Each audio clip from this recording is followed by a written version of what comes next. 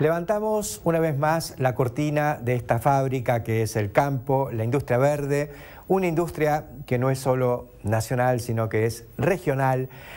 Y esta semana tuvimos la oportunidad de verlo porque nos corrimos hasta Dolores, en la República Oriental del Uruguay, donde se concretó el tradicional encuentro basado en el trigo, pero donde se barre toda la estructura de los agronegocios.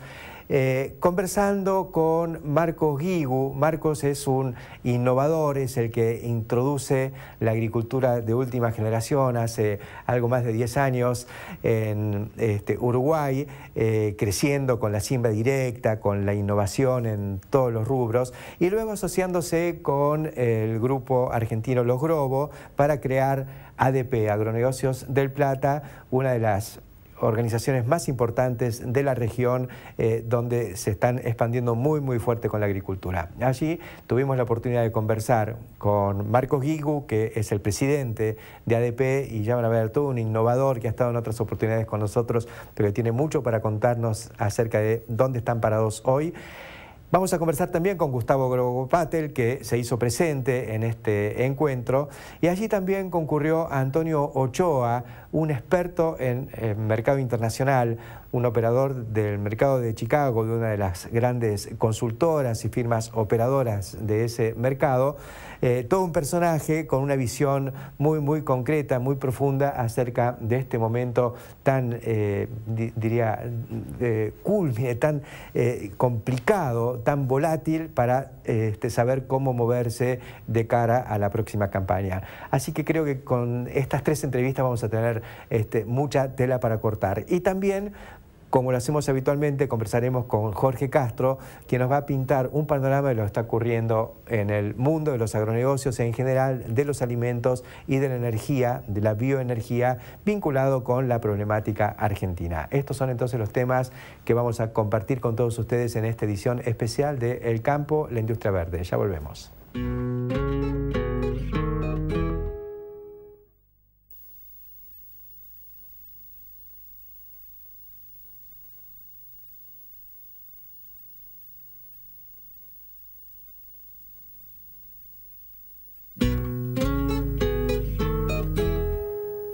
Iniciamos esta cobertura especial de El Campo, la Industria Verde en Dolores, en la República Oriental del Uruguay, donde estuvimos en el evento anual que organiza ADP, Agronegocios del Plata, basado en el tema del trigo, pero donde se recorre un poco toda la estructura del agronegocio en Uruguay y en la región.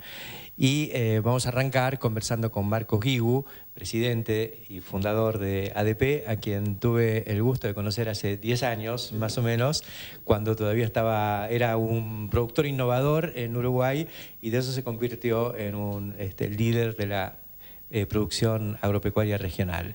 ADP ya no es una compañía exclusivamente uruguaya, ya se ha globalizado, así que contanos un poco cómo ha sido esta evolución. Bueno, la verdad que ha sido una evolución. En esta jornada que convocamos esta vez, el concepto clave ha sido la innovación, y realmente es algo con lo que la empresa nos sentimos totalmente involucrados, o sentimos que la empresa, que probablemente la competencia central que tiene, que la hace competitiva, es precisamente la innovación. Y la innovación digamos, te va conduciendo a veces a cosas que te va abriendo caminos, pero te va llevando a cosas que de repente no estaban en la idea de fundar. La ADP la fundamos para, particularmente en mi caso, yo tenía como objetivo claro poder exportar la soja, porque quería producir soja. Y bueno, y el otro objetivo que tenía, o centro que tenía la empresa, era hacer de sus intangibles su principal valor. Yo creo que eso se ha hecho, pero en realidad hoy ADP es una empresa es una plataforma de oportunidades. O sea, la gente que entra en la empresa, los que vienen a hacer negocios con nosotros, los que pueden poner, por ejemplo, hoy genética de Brasil a través de la plataforma ADP en Uruguay, o lo que podemos desarrollar en tecnología. Realmente lo que hace ADP es, digamos, ser una base fantástica para poder llevar adelante cosas que a veces uno solo no puede. Y bueno, yo estoy cambiando mi trabajo acá, porque realmente de tener la gerencia operativa pasé a una función más de presidente, pero Más política, pero con menos mando de tropa. Pero estoy menos en el día a día, y la verdad que ahora, a raíz de la jornada, tuvimos reuniones para organizarnos, incluso tuvimos un evento de clima en contra, que nos cayó granizo y que es parte de lo que pasa en el negocio, y hemos tenido varias reuniones para, digamos, organizar qué íbamos a decir y cómo. Y la verdad es que uno se encuentra con el equipo y ve todo el mundo tan alineado en base a lo que realmente está en la sangre de la empresa, y eso yo creo que también es innovación. O sea, cuando una idea o cuando un proyecto o una forma nueva de hacer las cosas realmente está metido, digamos, está funcionando. Porque a veces hay inventos que no prenden, pero cuando las cosas realmente, cuando uno lo ve en las personas, en el grupo, y eso es hoy. Marcos, ¿cuál es el marco así en el que se desenvuelve hoy esta actividad en Uruguay? ¿Cómo se sienten? Bueno, nosotros sentimos que Uruguay está siendo un muy buen lugar para hacer estas cosas. Sentimos, en particular, ADP está con su sede en Dolores, que es una ciudad pequeña del interior. Nosotros realmente podemos sentir que el cambio, el derrame de lo que está pasando en la economía de los agronegocios es muy bueno. La ciudad realmente cambia, el entorno. Conocí Dolores hace 10 años y la veo hoy, no se puede creer, con las concesionarias de maquinaria, las construcciones. Por eso, uno, la verdad que si estuviera todo hecho no tendría mucha gracia. Acá hay tanto por hacer que realmente tener estas oportunidades y que el mundo demande las cosas que nosotros podemos producir y que tengamos tantas chances de aplicar tecnología, de innovar, de hacer, de llegar a, como tenemos, en este caso presentamos muchas cosas en el maíz, por ejemplo, cómo levantar los techos de rendimiento, o sea, cómo construir un lugar para el maíz en la rotación, y es realmente teniendo alta productividad. Entonces hay tanta cosa para hacer que realmente es apasionante y muy contagioso. Entonces, la verdad que yo creo que es un excelente lugar. Después siempre uno ve que hay cosas para mejorar. Creo que el país tiene muchas cosas para hacer mejor. No me quejaría tanto de la infraestructura, porque en realidad Uruguay tiene una red de caminos bastante buena, muy densa. Yo creo que muy densamente poblada también, porque hay muchos caminos hoy. Bueno, sí, pero eso son cosas que, digamos, complicadas pero positivas. Quizá creo que en lo institucional estamos un poco trabados. A mí me parece que habría que hacer un esfuerzo por alivianar de muchas regulaciones y temas, en el afán de que esto no se detenga. Realmente, probablemente va a haber nuevas etapas en este desarrollo agroindustrial, pero a veces hay algunas formas de hacer las cosas que son un poco antiguas. Lo que uno puede observar siguiendo la evolución de ADP es que hay algunas innovaciones que son muy de ustedes. Todo lo que han apostado a agricultura de precisión, por ejemplo. Me encontré con cosas, en la Argentina se habla muchísimo, se muestra muchísimo, pero algunos desarrollos son muy locales, muy de ADP y de Dolores. Sí. La verdad es que sí, yo confío plenamente en que la agricultura por ambientes, como lo llamamos, es una práctica disruptiva. O sea, es una innovación que va a cambiar todo el ecosistema. Yo creo que dentro de 10 años va a haber gente que le va a estar yendo fantástico y que va a tener cultivos que probablemente hoy no imaginamos y productividades que hoy nos parecen, y que va a tener campos asociados a una gran cantidad de información muy útil. Y probablemente va a haber gente que no lo hizo y que va a empezar el proceso. Se parece mucho a lo que fue la siembra directa. Y a veces me da un poco de ansiedad de que no llegamos a que o sea, planteamos la técnica, vamos adelante, probamos, hacemos cosas en la empresa y hacia afuera parece que no percola. Y sin embargo, miré lo que pasó en la siembra directa y a mí me llevó desde el 92 al 97 introducir la siembra directa dentro de mi empresa, en mi familia, o sea, éramos 15 empleados, parecía algo sencillo y llevó 5 años. Y Uruguay creo que hasta el 2004 no tomó la siembra directa con fuerza, y en el 92 ya era una tecnología, o sea, llevó 12 años. Yo creo que no tenemos que demorar tanto, pero no sé si se puede hacer algo para que esos cambios se den más rápido. Ustedes están haciendo bastante. Contanos de la evolución. Me acuerdo que el año pasado cuando conversamos habías dicho que estaban más bien dejando superficie, tratando de no agrandarse demasiado. ¿Cómo están en este momento? Bueno, estamos en el año en que bajamos un poco el área porque nos concentramos realmente en los lugares donde podemos tener resultados positivos y consistentes. Lo que pasa es que empiezan a aparecer un montón de diferentes situaciones. En esta zona, muchas de las cosas que estamos corrigiendo son temas de blanqueales, zonas que tenían menor productividad por tener sodio y que pensábamos que iban a ser más difíciles de resolver, y de hecho llevamos 50 años trabajando ahí como en todos lados y se vienen resolviendo, todos los análisis funcionan bien. En otro lado estamos trabajando sobre el potencial productivo, separando y realmente ahora aplicando en las zonas de alto potencial las fertilizaciones que merecen y eso. Y después nos pasan cosas como por ejemplo tener zonas con limitaciones, por ejemplo por drenaje, donde después de 4 años de cultivo vamos a hacer análisis y tenemos 20 partes por millón de fósforo en el campo y 50 en las zonas con problemas. Eso da una idea de lo que hemos perdido de rendimiento en 4 años, que es impresionante. Pero hasta que uno no lo ve y no lo pone en un número o no lo ve en una cifra de ese estilo, como que no le da el potencial que realmente tiene, ¿no? ¿Cuánta gente hay trabajando hoy en ADP en forma directa e indirecta? Somos 170 personas más o menos. De las 15 de hace 15 años. Sí, sí. La verdad que sí, es un grupo. Eso ha cambiado también, es distinto manejarse, digamos, en un ambiente donde hay más gente, donde a veces algunos no lo conozco, pero... La verdad que hay que felicitarlos por esta evolución, porque no solo se ha crecido rápido, sino que se ha crecido bien y sofisticando, digamos, el tipo de servicios que dan. Bueno, muchas gracias, pero yo te digo que realmente tengo mucho que agradecer de haberte conocido, porque fue una ocasión de, digamos, de crecimiento o de exposición a nuevas alternativas, y también de Argentina, porque yo siempre aprendí mucho de Argentina y sigo aprendiendo. O sea, en realidad es un país que asombra por la capacidad de crear o de pensar frente a la adversidad nuevas soluciones.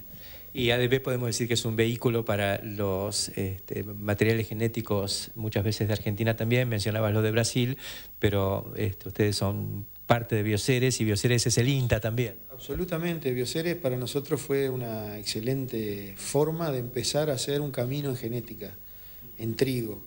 Demoramos un poco más en soja, ahora tenemos cosas en soja, y lo que estamos viendo en Brasil, si tengo tiempo, es que en realidad nosotros aprendimos mucho de Argentina en cuanto a organización, todo lo que es el sistema de contratistas, las redes, y también trajimos todo lo que era el manejo de suelos probablemente, o sea, y ustedes tienen suelos mucho más uniformes. De Brasil lo que nosotros vemos es que la variabilidad de suelos, o sea, ellos tienen que corregir mucho más porque las situaciones no son tan buenas. Yo creo que ahí en eso nos parecemos más con Brasil que con Argentina, y por eso es que pensamos que va a haber muchas soluciones por ahí. Y las soluciones de ustedes se van a aplicar en Brasil porque ustedes están adelante en eso también. Bueno, muchas gracias. Felicitaciones y bueno, lo mejor para el futuro de ADP.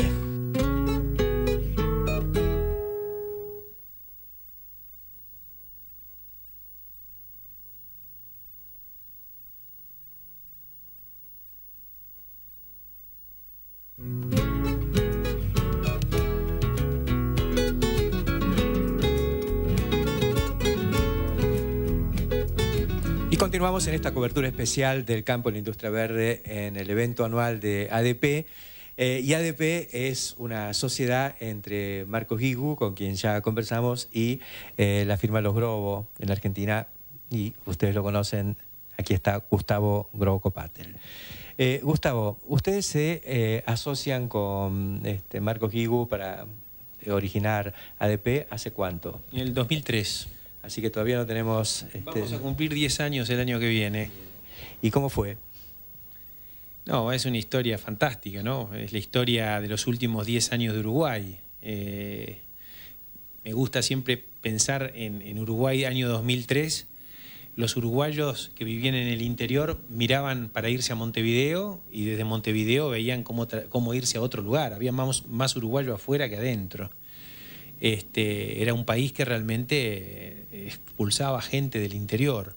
En estos 10 años hoy ve una enorme cantidad, que plantas de silos, que camiones, que proveedores de servicios, y los jóvenes que estudian agronomía, contabilidad, ciencias políticas y demás, miran desde Montevideo el interior, se vienen a vivir y a trabajar al interior, que es el caso de ADP, ¿no? Que está acá en la ciudad de Dolores. Leí que por primera vez en la historia se ha invertido el modelo de migraciones. Ahora está saliendo, Montevideo pierde gente y el interior la gana. El interior la gana y además aumenta la riqueza. El Producto Bruto Per Cápita del interior creció mucho más que el de Montevideo en los últimos 10 años.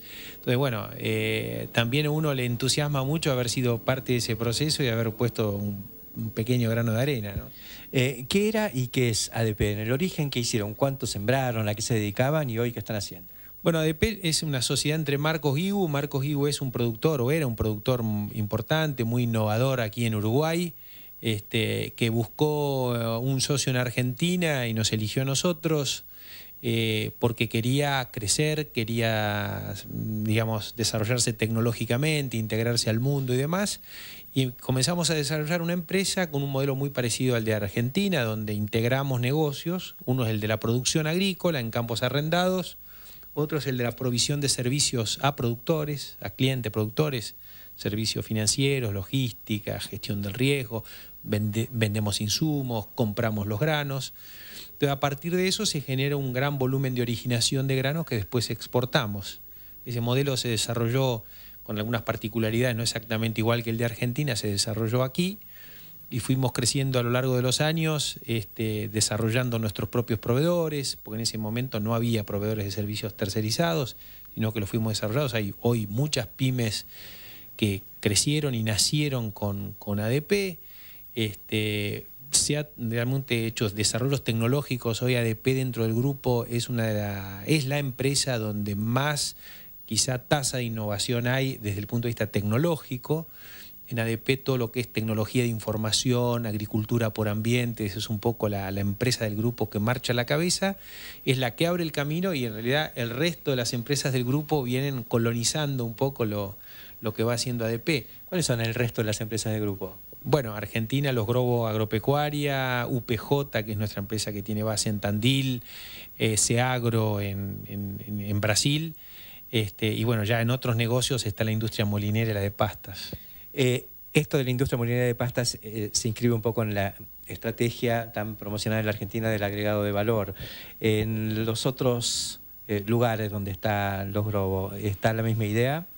Mirá, nosotros creemos que el agregado de valor, inclusive la estrategia de la molinería, yo diría que más que del tema de agregado de valor, tiene que ver con la diversificación y la integración en la cadena de valor de trigo en este caso. Trigo, Argentina y Brasil son países sumamente complementarios. Argentina gran exportador, Brasil gran importador.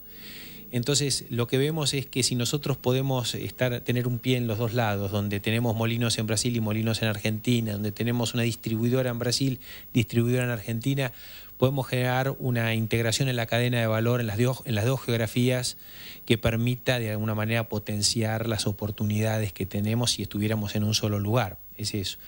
En los otros países como Brasil o mismo en Uruguay, estamos desarrollando otro tipo de negocio vinculado con la industria de semillas. Estamos haciendo inversiones en plantas para producir semillas. Creemos que viene una ola de nuevas tecnologías asociadas a la semilla, cura semillas, la potenciación a través de la microbiología aplicada, obviamente la genética, los nuevos traits.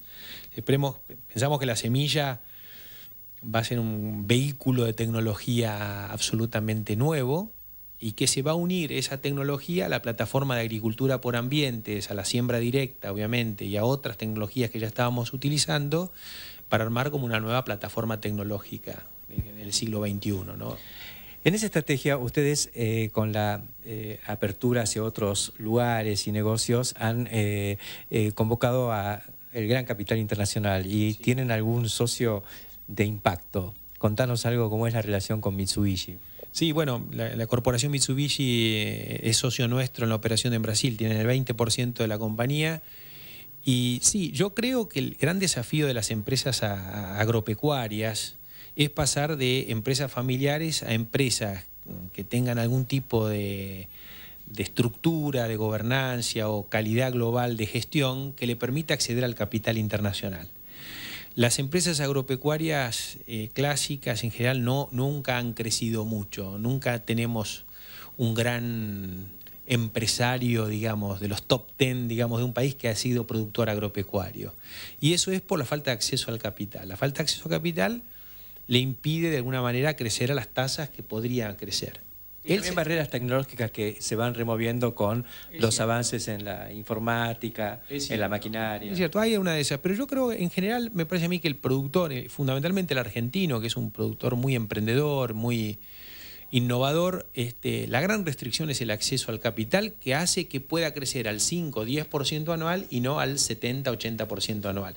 En un negocio donde está todo para crecer, ¿no es cierto? Porque tenemos que crecer muchísimo más rápido de lo que veníamos haciendo. Entonces, bueno, lo que hemos hecho en Los Grobos en los últimos 10, 15 años justamente es transformar esa empresa familiar que se profesionalizó en una empresa que sea una plataforma de calidad global que permita recibir inversores de la calidad de la corporación Mitsubishi, que es uno de los principales traders del mundo. Hace pocos días estuviste en el coloquio de IDEA y allí mandaste un mensaje muy fuerte. Me gustaría que lo repitas. Sí, una cosa que parece obvia, ¿no? Y más para la gente que, digamos, que por ahí escucha.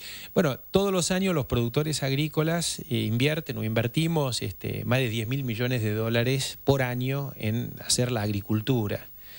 Y la realidad es que, digamos, permanentemente todos nos sentimos orgullosos de inversiones. No sé, yo invertí en una fábrica de pasta ahora en la empresa 20 millones de dólares. Comparado con los 10.000 millones es nada.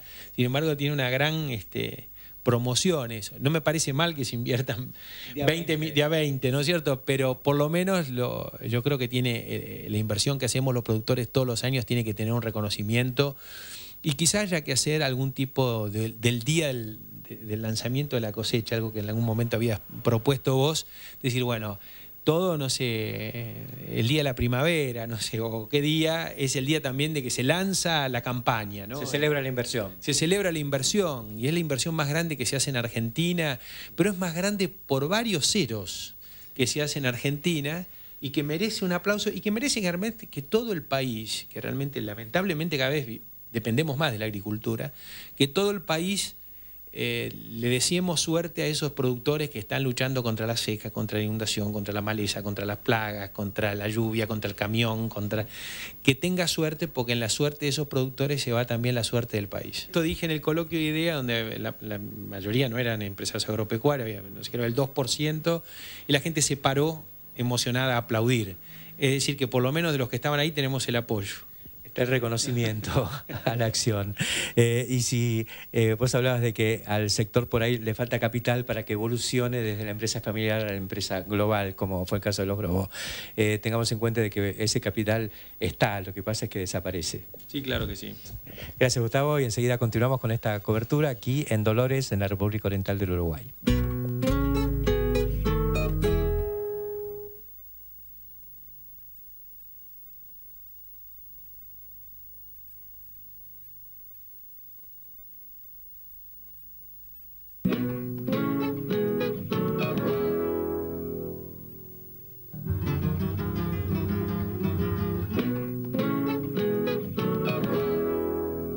Continuamos con el campo, la industria verde. Ahora vamos a conversar con Antonio Ochoa. Antonio representa a la firma O'Brien, una operadora y analista del mercado de Chicago, y vino aquí a Dolores a la reunión de ADP a hablar precisamente de las perspectivas que tenemos para el 2012-2013. ¿Cómo son esas perspectivas, Antonio? Yo creo que van a tener una historia para todo el mundo. Habrá gente que del lado de la compra van a tener un espacio para actuar, habrá gente que del lado de la venta van a tener otro espacio para actuar.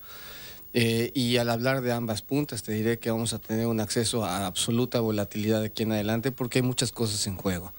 Venimos de mercados muy deprimidos en términos de producción por algunos ciclos malos continuados en Sudamérica, después en Estados Unidos, y son situaciones que han adelgazado mucho la disponibilidad de inventarios. Al tener pocos inventarios, lógicamente lo que viene inmediatamente es un incremento en la utilización, la demanda, que es realmente un consumo, ha tenido un desfasamiento. En ese desfasamiento hay una muy buena historia que construir, y como este mercado tiene mucha gente especulando, se pueden sumar muchos capitales a tratar de apostar en una sola dirección. En el camino de lo que puede ser cierto o no, que es tal vez no me toca a mí descifrarlo, pero sí sugerirlo.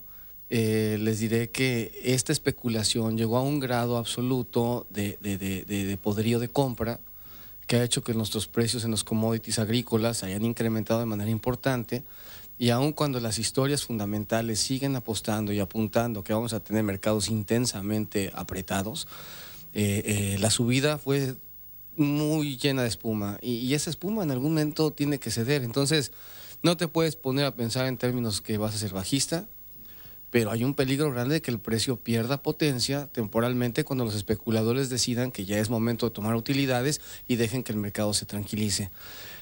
Lo que podemos decir es que el telón de fondo, la consecuencia de todo esto es una altísima volatilidad. Vamos a tener todos los recorridos que se puedan imaginar, eso es una realidad, y simplemente pongan a pensar esto. Y lo voy a referir a la comparativa de Chicago. El día de hoy en el precio de la soja, como le dicen ustedes, soya, le digo yo, sí. Y el precio del maíz, incrementalmente también en el trigo, nunca habíamos visto en esta época del año un precio así de caro, en el absoluto. Estamos en plena cosecha americana. Estamos en plena cosecha norteamericana y la soya nunca bajó. El maíz nunca bajó lo que tendría que haber bajado. Y ese es un signo de interrogación. ¿Será que desde aquí lanzamos al siguiente ataque? Porque ahora vamos a tener que hacer prima climática en Sudamérica, y es tradición en Chicago de que vamos a tener que matar y revivir los cultivos al menos un par de veces en el transcurso de la cosecha, ¿no? O de la siembra. Eso es una situación que tenemos que hacer, sino de qué vivimos. Pero al final del día, lo que yo te comentaría con esto es de que es muy, muy delicado asumir que este es el punto de partida y que de aquí en adelante el mundo en sentido estricto tiene cómo poder mantener esta estructura de precio cuando se traslada al consumidor. Si estamos de acuerdo que en el mundo tenemos situaciones problemáticas en Europa y muchas desafiantes en Estados Unidos que no tardan en empezarse a manifestar una vez que las elecciones hayan terminado, me parece que ahí es en donde los capitales tienen que empezarse a enterar de qué es el siguiente paso y cuál es el siguiente vuelo a la seguridad, y ahí hay muchos signos de interrogación. No estoy sugiriendo que se vayan a ir porque no lo hacen, pero la de volatilidad es justamente esta incapacidad de saber cuál es el recorrido entre alto y bajo, y que en el Inter, teniendo tanto espacio ya atravesado, puedas tener un gran contraste, ¿no? Este es el escenario. Ahora, ¿hay forma de operar en esto para poder protegerse a alzas o bajas? A mí me encanta platicar con mis amigos productores en todos lados, porque lo mío es sembrarles un poco terrorismo, ¿no? Estarles diciendo que lo analizamos todo, pero lo sabemos nada. Y sí les quiero decir que es una pérdida de tiempo en todo lo absoluto tratar de descifrar cada una de las historias que estamos describiendo, climas, geopolítica, el factor de Irán, el estrecho de Hormuz, si se va a disrumpir el abasto de petróleo, si Obama va a ganar o se queda Romney, si el de la Reserva Federal se queda en Estados Unidos o no, son tantas situaciones que influyen en nuestros precios, y luego lógicamente lo propio con producción, productividad, calores secas y tal. De todos esos elementos que te acabo de mencionar, en ninguno, cero, los productores tienen capacidad de influenciarlos. Tienen mucho recorrido, pero lo que sí saben y lo que sí pueden influenciar es justamente ese espacio de rentabilidad, en donde tienen el diferencial entre costos y precios de venta. Sus estructuras de márgenes son su Biblia. Ahí es donde se tienen que concentrar, y lo demás pues, son errores que le tienen que dejar a las otras personas, ellos no. Esto es una carrera por márgenes y por ser rentable, no por vender caro. Es una definición más que interesante. Una de las cuestiones que se planteaba era que, bueno, Estados Unidos iba a tener que racionar su consumo fundamentalmente de maíz, también de soja, pero la discusión era quién iba a ser el que daba el primer paso, quiénes iban a racionar, qué es lo que está pasando con eso. Se hablaba de que iba a caer, por ejemplo, la producción de etanol. Yo creo que está cayendo más la entrada de novillos a los feedlots que la producción de etanol. Bueno, y ya cuando te pones a ver un poco la información al respecto, te das cuenta de que el etanol ha pasado de manos. El día de hoy la industria del etanol está muy acaparada por los mismos petroleros. Entonces, en la medida que el etanol sea ligeramente más barata que la gasolina, van a seguir utilizando etanol. Ahora, en término absoluto, el 95% de la gasolina norteamericana ya tiene un 10% de etanol. Y si la política de Estados Unidos va muy relacionada a la independencia energética, es anti-mental en ellos pensar que tienes que comprar más petróleo porque vas a sustituir el etanol que tienes. Eso es una hora, en términos de eficiencia y de estricto control de todo, El octanaje con las gasolinas el día de hoy lo obtienen en buena forma con esta parte del etanol. Y la siguiente forma química es el MTBE, es un químico que está prohibido en California y en algunos otros lugares. Entonces, yo no veo que el etanol suceda, no, simplemente porque no se va a dar. Y si sucede, que el precio lo diga. El lado del consumo, cuando hablas tú con las industrias que tienen un mediano o gran tamaño, son industrias de procesadoras de cerdo o de huevo o de pollo, o industria, lo que tú gustes, o bovina, lo que fuera, que han pasado años y años construyendo con mucho capital el market share que tienen en los supermercados. El llegar a la góndola no es barato. Si tienen que pagar temporalmente maíz caro y soya cara, yo creo que están listos para hacerlo, lógicamente esperando que en algún punto les permitan entrar, pero siempre va a haber demanda subyacente. A lo que voy es que no van a racionar el consumo permitiendo que la competencia entre y acapare el espacio que le costó años construir. Se van a defender con todo lo que puedan, ese consumo no va a desaparecer y al final del día el mercado te está abriendo dos paradigmas. Uno, qué tanto en el precio es demanda, que incluye los fondos, y qué tanto es consumo. Y si te fijas, el consumo me parece que se va a quedar como está porque somos cada vez más seres humanos y de bien o mal tenemos que comer, ¿no? Muy interesante esta visión. ¿Qué hace O'Brien en América del Sur? El día de hoy estamos buscando un lugar en donde poner una presencia local y llegar aquí a realmente hacer la segunda parte de esta estrategia integral que tenemos, en donde la primera parte fue llegar, tocar la puerta, que afortunadamente tenemos la virtud y la fortuna de contar con clientes que nos hacen el privilegio de recibirnos y de trabajar con nosotros. En algunas ocasiones nos permiten ensayar con nosotros mismos las ideas que tenemos y es una situación fantástica. América Latina ha sido un gran destino para nosotros, pero llegó el momento de ser serios y para mí llevo una gira, fue una semana de Buenos Aires, una semana de Rosario, una semana en Paraguay, voy aquí a Uruguay, voy a Chile, después termino con Rosario, al final es un tránsito de casi un mes y medio sin parar. Definiendo justamente qué es lo que vamos a hacer, en dónde vamos a traer capital para contratar talento y establecer presencia física y venimos por todo, nos encanta la región. Eso de venir por todos a veces a los argentinos nos asusta un poco, pero me parece bárbaro que sí, todos son empresas como O'Brien, que la conozco desde hace muchos años en visitas al mercado de Chicago, bienvenidos sean. Bueno, Argentina es mucho más grande que lo que mucha gente cree internamente en Argentina. Y es imposible darle la vuelta o darle la espalda. Hemos estado ahí en buenos años, vamos a estar ahí cuando las cosas no son sencillas. Y en términos de lo mío, Argentina el día de hoy en términos de inversión es un call barato. Toda una definición de Antonio Ochoa, a quien le agradecemos este tiempo que nos ha dedicado y bueno, felicitaciones porque he leído muchísimos documentos que además de ser interesantes y profundos son muy entretenidos. Es un privilegio, muchísimas gracias.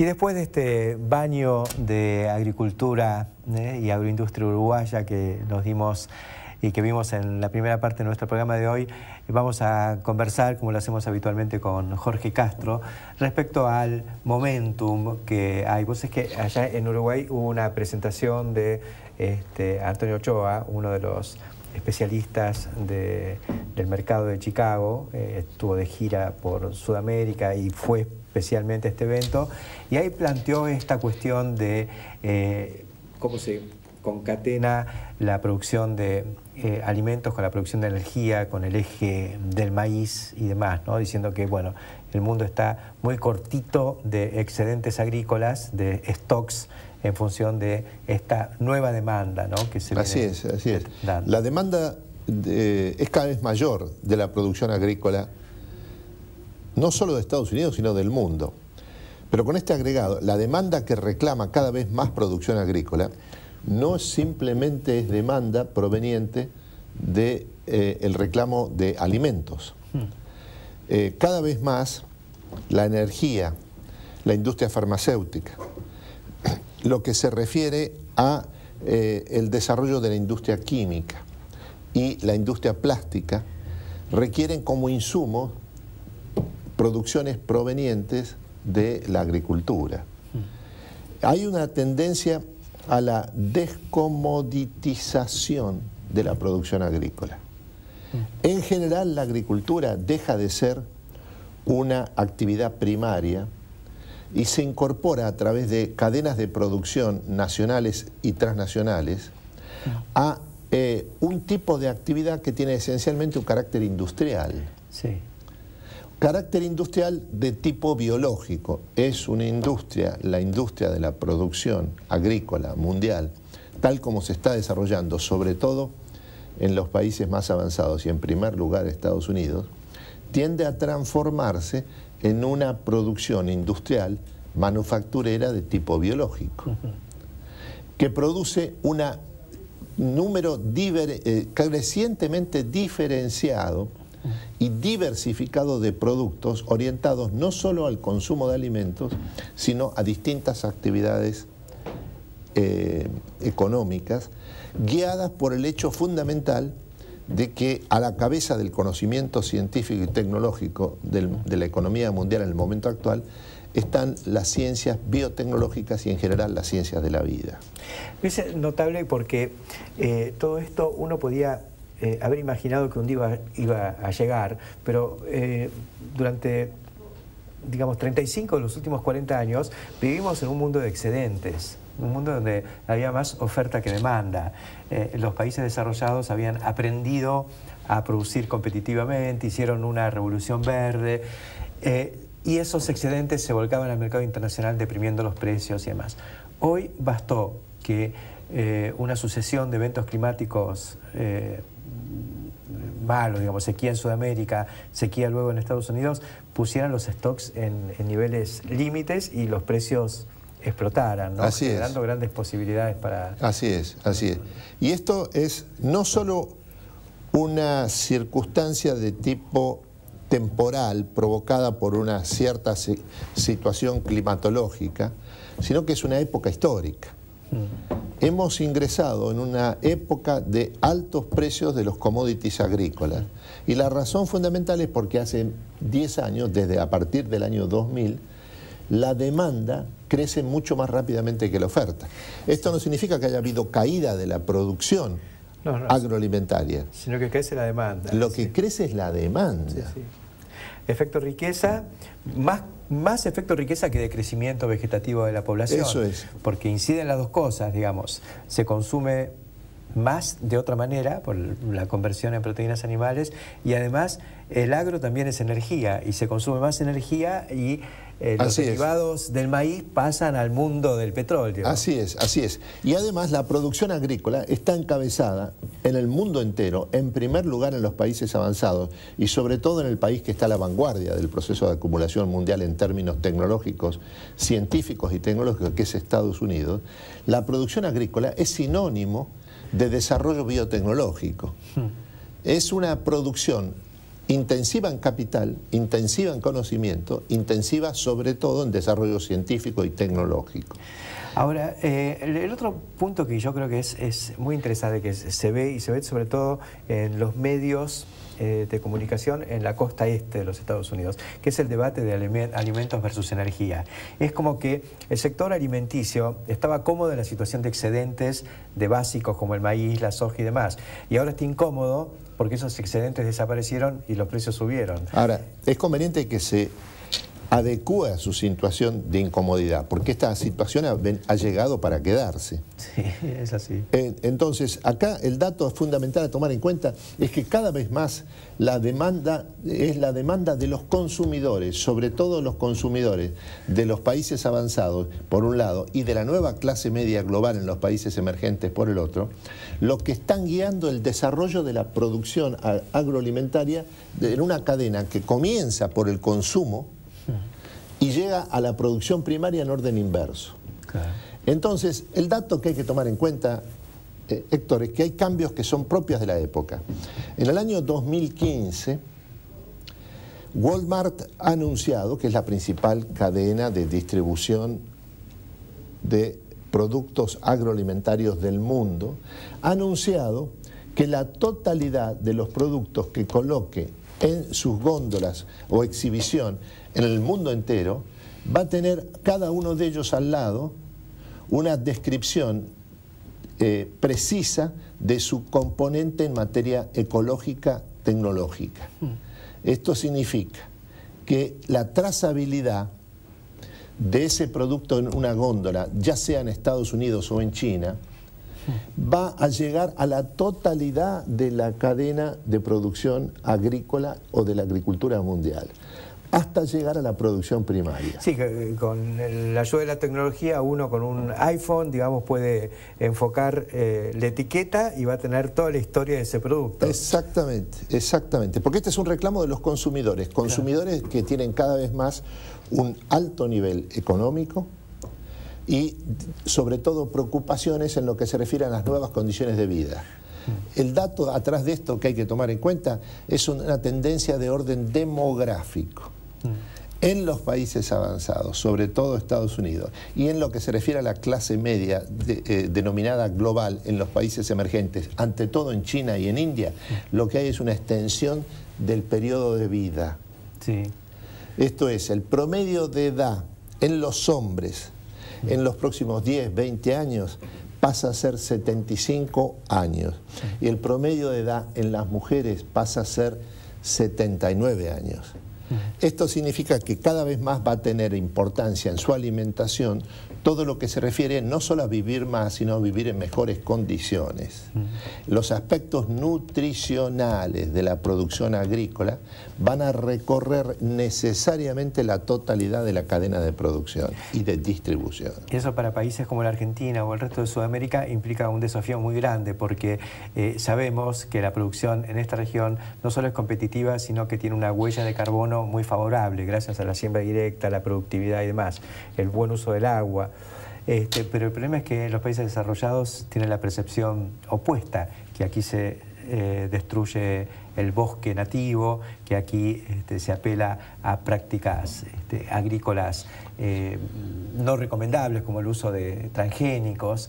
Yo creo que va a haber que hacer un trabajo muy muy fuerte para explicar que la huella ecológica de los productos que se hacen en esta región es favorable. Va a haber que echar luz. Sí. Y esto como condición de marketing. Y el marketing se transforma en una herramienta fundamental de la producción agrícola, al igual que insumos como semillas genéticamente modificadas. Es notable, tendríamos que estar metiéndonos en esa discusión, en ese mensaje, en esa tarea de marketing, en lugar de estar lidiando con problemas como molinos de viento que autoinventamos acá en la Argentina. Ahora, los autoinventos que hace la Argentina no evitan que el mundo siga andando. Alguien lo va a aprovechar. Gracias, Jorge, por tus comentarios de hoy y nosotros enseguida volvemos.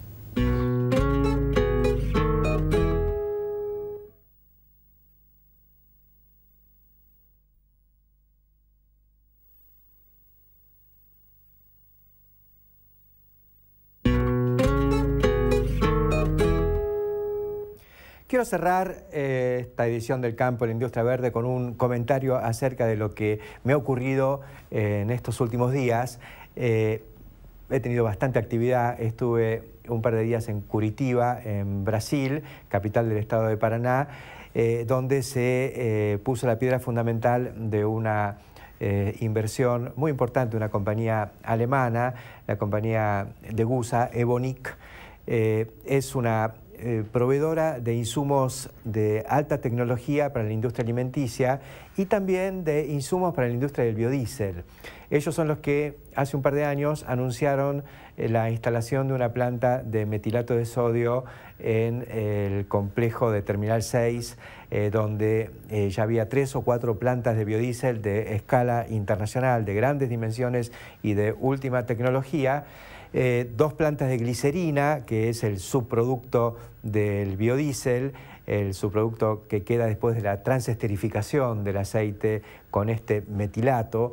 Entonces se fue configurando de lo que era una planta de crushing, una planta de molienda y embarque de los productos de soja en una entidad, digamos, en una región, en un parque industrial que empezaba a convertir el aceite en biocombustible, le cambiaba la categoría, pasaba de ser una manufactura de origen agropecuario, primero partiendo de la materia prima o del producto primario soja a la moa, aceite y el pellet de harina de soja, y luego de esa moa, aceite de soja, a la MOI, la manufactura de origen industrial, biodiesel, que además es energético para el mercado internacional y también para el mercado interno. Pero de pronto se instala una empresa alemana que va a producir otro insumo industrial, que es el metilato, adentro de este nuevo parque industrial. Esto viene a cuenta de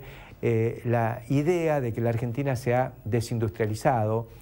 Yo sostengo que lo que le pasó a la Argentina fue que fue caducando la vieja industria y dentro, en las entrañas del interior, digamos, del país de base agroindustrial que surgió de la noche a la mañana como un simple efecto de la naturaleza de las cosas, y se va configurando una nueva estructura industrial. Lamentablemente esto no es comprendido por el conjunto de la sociedad, por los economistas, por los políticos, por el gobierno, que insiste con que el país se desindustrializó y lo tenemos que reindustrializar. Señores, hubo algo que fue cayendo y que quizá no tenga, no sé, sentido generar mucho entusiasmo por la reconstrucción de esa vieja industria, sobre todo cuando está surgiendo esta nueva, la minería, la producción agropecuaria cada vez más intensiva y la producción de toda esta cascada de agregado de valor y también de la provisión de insumos corriente arriba, insumos y equipos, que es la nueva configuración de la Argentina. Por eso decimos que el centro de gravedad de la economía argentina se corrió de lo que antes era el eje Matanza-Riachuelo a el eje Rosario-Córdoba. Esa es una realidad incontrastable. Me parece fantástico cualquier esfuerzo industrial. Lo que no me parece lógico es tomar recursos de un sector que se viene desarrollando con toda su potencia para trasladarlo a otros sectores a los que alguien considera más plausibles. Dejemos que fluya este proceso de agregado de valor, esta cascada positiva, competitiva, mirando el mercado internacional, que es la que está proveyendo las divisas por las que está clamando hoy el poder público. O sea, la Argentina necesita dólares. Los dólares vienen de toda esta agroindustria. Los dólares vienen también y venían de la industria del biodiesel, a la que se intentó frenar y que se logró frenar en buena medida, a pesar de que ahora hay una intención de dar marcha atrás, porque se han dado cuenta de que se ha perdido la posibilidad de seguir compitiendo con un rubro realmente plausible, con un balance de divisas sumamente favorables. Es muy poco lo que hay que importar para que la Argentina pueda exportar de la noche a la mañana, por ejemplo, 2.000 millones de dólares de biodiesel, convirtiendo un aceite que antes embarcábamos crudo. Creo que hay que pensar en esto, no hay que comerse la idea, fumarse, como dicen los chicos, la idea de que en la Argentina todo lo que hay es desindustrialización, sino que viene surgiendo un modelo nuevo, un proceso nuevo, muy fuerte, muy rico, que nos está dando una perspectiva considerable. ¿Por qué? Porque el mundo está pidiendo precisamente esto que hemos aprendido a producir en los últimos años. Hasta la semana que viene.